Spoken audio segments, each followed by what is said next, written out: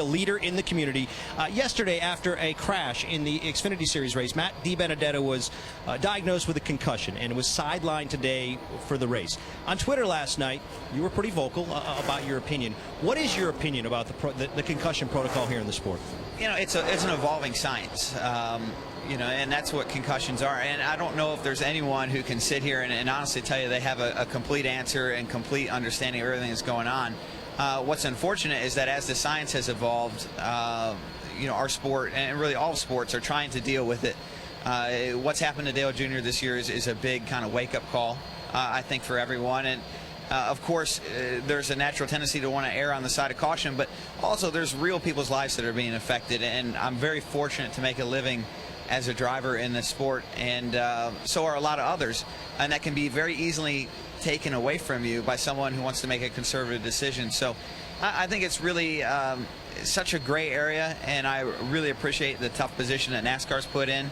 But we have to move forward, and we have to look out for guys like Matt, who, you know, feels like he doesn't have a concussion and is being sat out. So as a sport, we'll work on that together, and I'm excited about the commitment that NASCAR has put into working through it together with all the different things they've done. But I don't think we have it perfect, and I think everyone can agree to that. Did you get a chance to speak with Matt? I did, yes. What was that conversation like? You know, I think that there's some frustration and confusion as to how you can be sat out and feel good. And ultimately, we're all trying to figure out, you know, what is really a concussion. And that's not just drivers, that's not just athletes. I think that's the medical community as well. So it's, like I said, an evolving topic. Of course, that's not the only thing on your mind. You're thinking about the race here whenever it happens this afternoon, maybe tonight. Who knows? How do you think the racetrack is going to be compared to what you practiced on earlier this weekend? Well, I think that the high lane will probably come in. But all the speed is traditionally on the bottom here at Texas, and I think you see that on the restarts. But you got guys like Larson and Harvick, they know how to make that top run, and when they get up there, it's like everybody fouls them up there, and all of a sudden it's the fast lane. So yeah, you're probably going to have to be able to run every lane, and that's one of the great things about Texas is it's a track that rewards a lot of versatility out of the drivers. We appreciate your time here today, Brad. Thanks, Mike. And certainly, you can appreciate his insight as well on the concussion situation right now, especially when you consider he actually drove for Dale Earnhardt Jr. at one point in time. Very close with that man for sure, and has an intimate understanding of what the situation is here in the garage as it relates to concussions. Yeah, thanks, Mike. And I think that's the part with these, especially with these weather delays, is you get to kind of get into some of these discussions. And if you're interested in more about Matt Dibenedetto and Brad Keselowski's take, Nate Ryan has a great article on NBCSports.com, NASCAR Talk, about that, where Matt's saying maybe the fact that he kind of limped out of the car, you saw him walking down the banking, he has a bad knee, that maybe that added to the decision. But no question, in NASCAR, in sports in general, concussions are a hot topic. Dale Earnhardt Jr. sitting out the rest of this season with a concussion is in a much different, I guess you could say, Kyle, financial situation than a Matt Dibenedetto. Not that you're, I mean, health stands above everything. Stop. This is not about finances. Okay. And but it's we just, talked about the fact that I know, Dale but this is not about finances. This is about health and safety, and NASCAR trying to move the needle on the health and safety of our drivers. That's the way I look at it. And you know, I do appreciate what Brad's saying. Okay, I do appreciate on what Brad is saying. But let me say this. It's Brad Keselowski, race car driver, not Brad Keselowski, MD. Okay. Okay? And he sees something on TV, talks to the guy. He can't diagnose him. I'm sorry, Brad. I love Brad to death, but you can't diagnose that. And we have heard time and time and time again Dale Jr.'s doctors say that the impact that Dale took was slight. Now, he had a previous history of concussions, but it was slight, and it caused these major issues. You have to err on the side of safety. I don't care. You have to err on the side of safety when it comes to driving a race car at 200 miles an hour at this place with the things that go on out there, with the reaction time you need. You have to. And I don't care. I feel bad for Matt. I'm sorry, you got to set out. You got to set out 2 races, you got to set out 6 races, because it's you that if something happens to you, it puts 39 other drivers in harm's way too. This is not just about Matt. This is how NASCAR globally looks at the day, globally looks at the sport, and looks at the health of these drivers. And it's okay to comment. I appreciate Brad commenting and bringing it up, but to go back and forth on social media and then Twitter, and then it becomes a story, it's not a story. Not a story anymore. Dale Jr. has made the story. Dale Jr. is leading the way. His doctors are leading the way. NASCAR is leading the way in the concussion protocol that we see in this sport and other professional sports. And we have to defer to those guys. Smarter people than we are. Smarter people who know the direction that the sport needs to go in and that concussion protocol needs to go in. And we should not mingle and step in and comment on things that we don't totally know 100% about.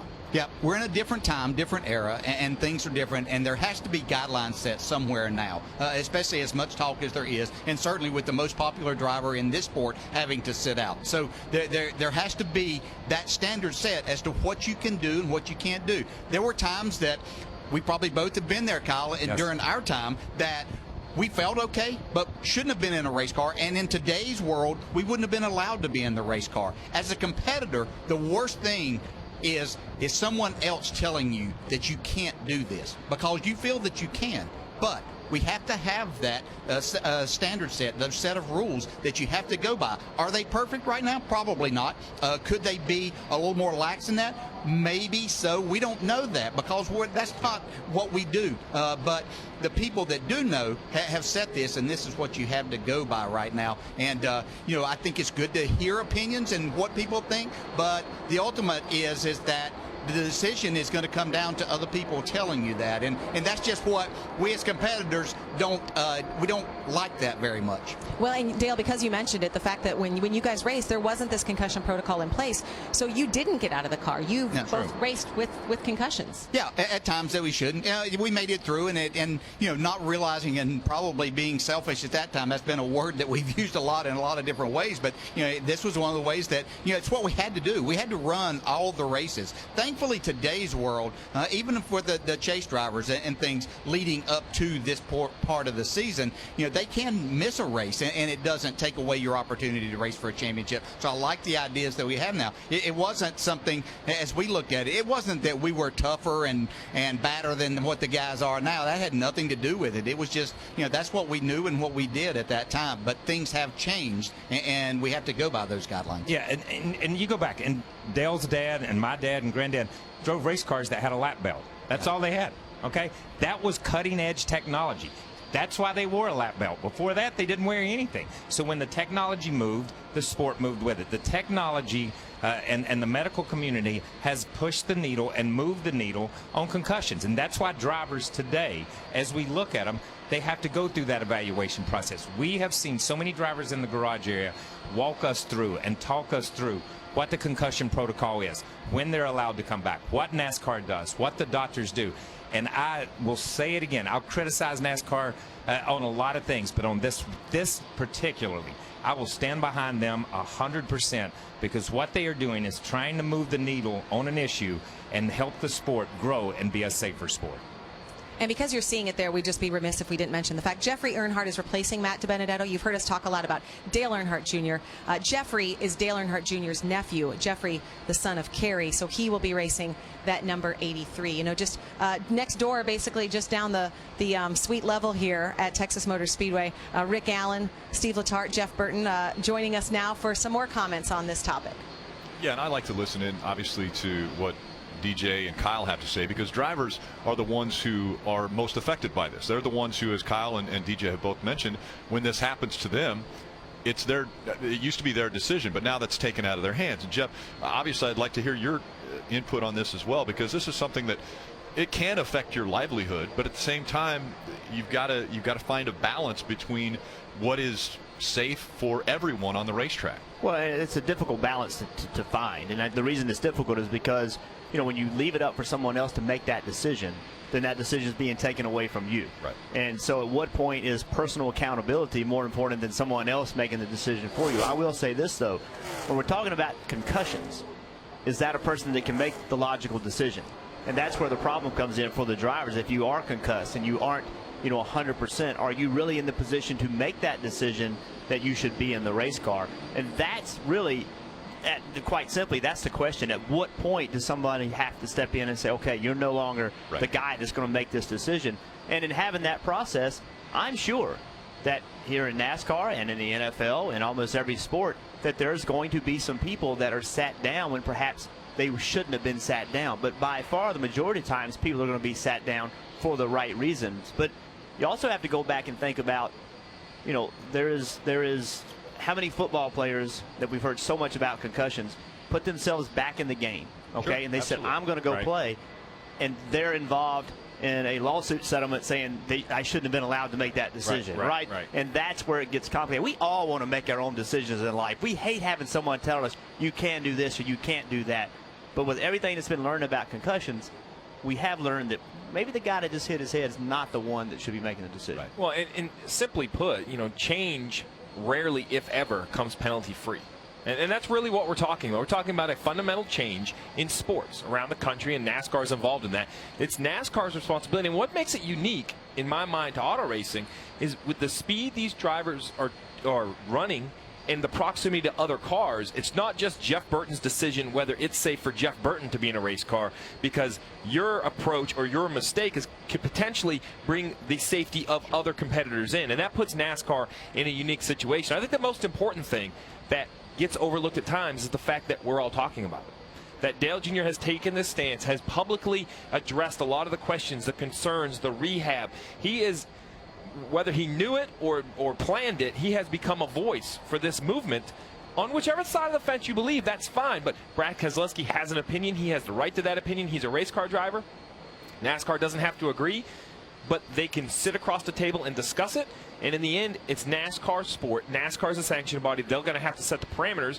And Brad and you and Jeff Gordon and any driver that wants to compete has to understand those rules, just like rules with the car. But the fact that we're talking about it means that it's moving in the right direction. And one other thing, obviously we're not in the medical profession, but at the same time, everybody is different. So every hit may be different. So even if there was a number that was placed out there, because if you put something in the helmet, or in IndyCar they test the G forces and different things like that. Even if there was a number out there, everyone's different. So you can't really have a baseline for every driver and treat them the same. And that's the problem. And that's what Brad is saying, is that the evaluation process is the part that he's concerned about. He's concerned that evaluation process, it will sit someone that doesn't need to be sat. Right. And by the way, he's right. I am certain that some people, when you start looking at something, there's an old saying, to a hammer, everything looks like a nail. Right? And so when you're looking for someone that has a concussion, it's a good chance that guy might have a concussion. He may not have a problem that he was concussed, but he's acting in a way that leads you to think that he is. And I'm sure that has happened. But that's the casualty of advancement. Right? There's no way you move forward without taking a tiny step back every now and then. Got to work hard, and I applaud Brad for pushing and saying, let's make sure we're doing it right. Because as you said, that's what it's going to take. If everybody agrees, everybody sits down and says, yep, that's 100% right, I can guarantee you it's wrong. A debate is what makes things work. A debate and an argument, a respectful argument, is what moves the ball forward and ultimately into a better decision. Well, and you mentioned it. What makes it so complicated is that it's a complicated issue. And I'm not a doctor, and I'll read medical reports, read all these different opinions that doctors have. And if you search hard enough, you can find opposite opinions by two very smart doctors on the same issue. And I think that's where it comes down, right? Because the executives at NASCAR, they're going to have to lean on outside ideas. Right. I mean, they're not doctors as well, so they have to lean on outside ideas, but they have done it successfully in the past. You look at roof flaps. They had to go outside of NASCAR to come up with a plan to try to keep these cars on the ground. You look at soft walls and safer barriers. They went out to other areas and say, help us design a way to make this safer. So in the act of moving forward, they have raised their hand and said, you know what, we know we don't have all the answers. We're going to try to move the ball forward. But like you said, there always has to be a contrasting argument. That's what makes it more accurately as it moves. So years ago, when NASCAR was talking about mandating the Hans, you have to wear a Hans or a system like that, I was completely against it. And that, by the way, head and neck restraint system as well. That's correct. It's in huge advancement. But I was against that. I wasn't against the device. I wasn't against the concept of it. I was against someone telling me I had to do it. Right. Because I live in a country that says I get to make those decisions. Right, so that was my approach. But I was wrong. That was wrong. That someone needed to help me help myself. Someone needed to say, you know what, Jeff, you're going 200 miles an hour. You're going to wear this. I didn't like it. I was opposed to it. I publicly was opposed to it. I liked the advancement, but I didn't want someone to tell me I had to wear it. Sure. But it was the right thing to do for NASCAR to step in and say, this advice has proven to work. The proper testing, all that's happened. It's right. You're going to wear it. There was a right decision. I was against it, but I'd like to think that my argument helped move the ball in some form or fashion. But that's the resistance. The resistance is you don't want someone telling you have to do something unless you are 100% convinced it's right for you. I'm just confident this won't be the last discussion we're going to have on this topic. As you mentioned, it's great to discuss these things. DJ. Yeah, you know, I'm going to get a little bit on a personal level here, and hopefully some of the drivers that are listening will take this. And it's a difficult decision. As Jeff Burton was pointing out, as I said a while ago, as a competitor, you don't want someone else telling you that what you can and can't do. But to those drivers that are sitting out there questioning this, and it'll always be a question, but you know, I can't sit and tell you. In 3 weeks, I'll be 60 years old, and I do struggle with memory loss, with things that in my brain that I know probably came from some of those concussions. That's what I've been told. And so, would it have happened anyway without the concussions that I went through? I'm not sure. Well, I'm telling you, drivers, is appreciate what you have that NASCAR is mandating here, because the rest of your life is, even though right now what's happening is the most important thing at the time, you've got a lot of living to do, and just appreciate that someone is looking after you this day and time. Yeah, and I listen to what Jeff Burton says, and he's right. When we talk about the Hans, you don't want to be told certain things. You don't want to be told to change. And I understand what Brad's saying and what Matt's saying, where they're saying the protocol has to be checked and how do we do this. Now, I'm going to stop. And I'm going to stop. And Dale got a little personal. I'm going to get a little personal. I lost a son in this sport, okay? Anything to move the ball forward, anything to step over the line, anything to step up and say, we're going to be overly cautious. If it helps a Dale Earnhardt Jr., if it changes the outcome of a race or changes the outcome of an accident, I'm for it. I'm up for any change. Once that point happened in my life, I never stepped up and said, no, let's don't try this. It was always, let's try this. We've started the concussion protocol. We have gone down that road.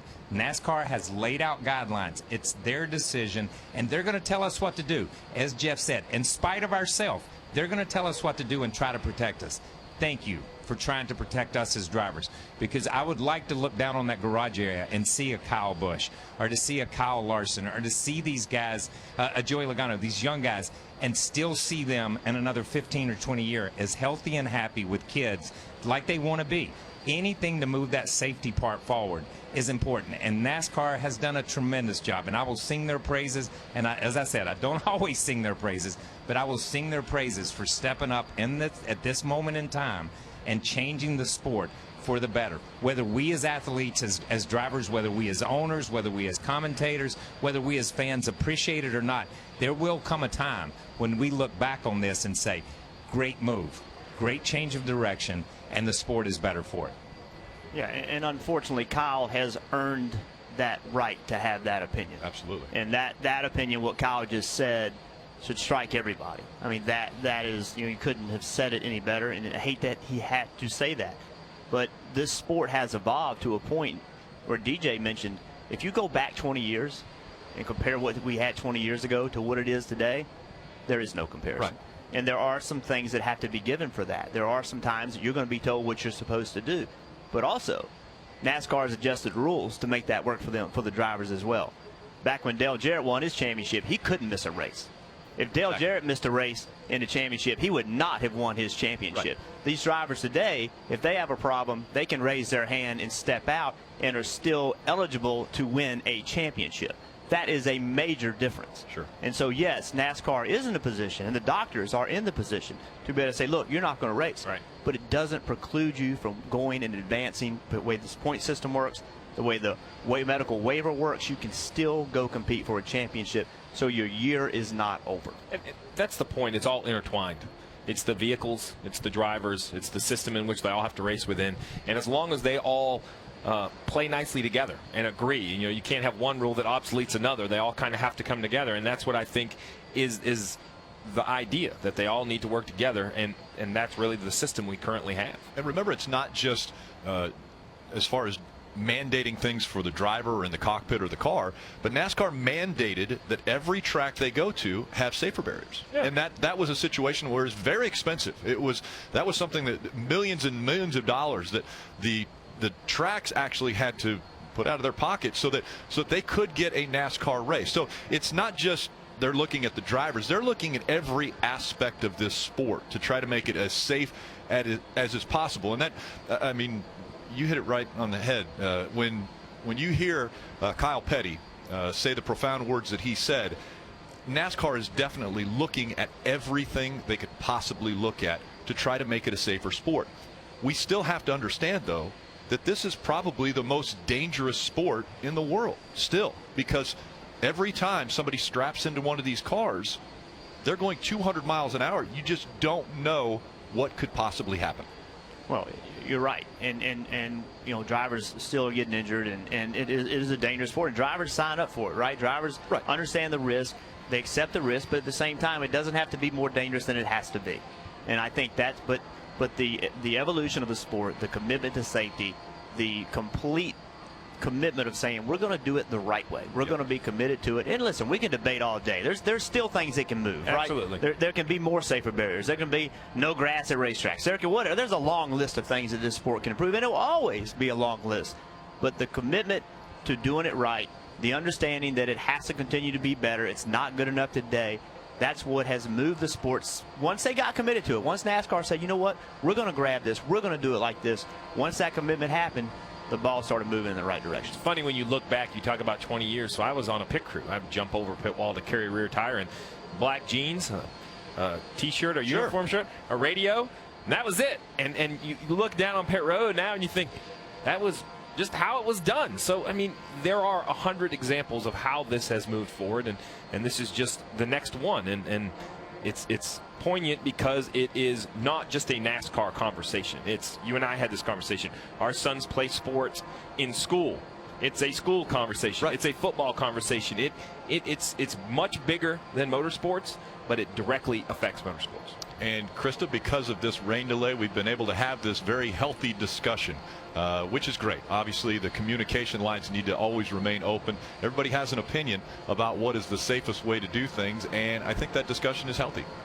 Yeah, absolutely. And the fact that this is, yes, it's a sport, it's a business, but these are families, and there are families. It's our community out here. And, you know, as the fact that we're talking about this, we're going to continue to talk about other topics as well.